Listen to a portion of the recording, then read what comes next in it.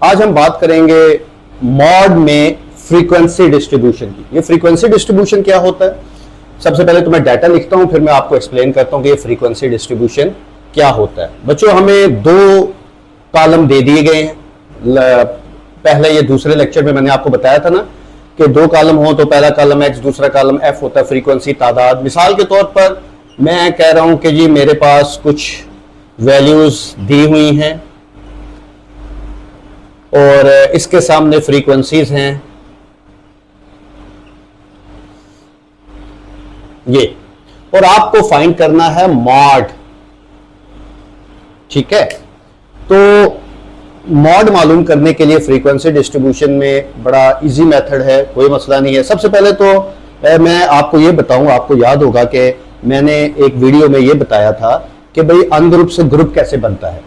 मतलब उसमें मैंने ये चीज समझाई थी कि इसको हम ऐसे पढ़ते हैं कि 10 वैल्यूज हैं वो 3 टाइम है, 15 वैल्यूज हैं वो 4 टाइम है, 17 वैल्यूज 18 टाइम है, 18 वैल्यूज 12 टाइम लिखी हुई है, 18 18 18 18 12, इसी तरह 22 10 टाइम है।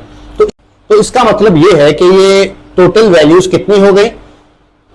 30, 40, 44 और 47। मतलब ये कहने का कि हमारे पास 47 वैल्यूज हैं।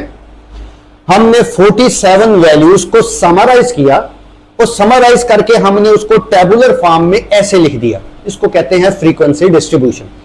एंड देन अगर हमने इसमें मॉड मालूम करना है, पहले मैं उसको उससे कनेक्ट करता हूं कि अगर फर्स्ट करो ये 47 वैल्यूज लिखी होती और आपको मॉड कहते तो प्रीवियस लेक्चर से आपने ये सीखा है कि भाई वो वैल्यू जो सबसे ज्यादा दफा आई वो मॉड होती, बिल्कुल यही होती। अब यहां भी तो वही बात है, हम देखते हैं भाई 18 टाइम्स 17 जो है वो लिखा हुआ है, सबसे ज्यादा दफा कौन सी वैल्यू लिखी हुई है? 17। कितनी दफा? 18 टाइम्स।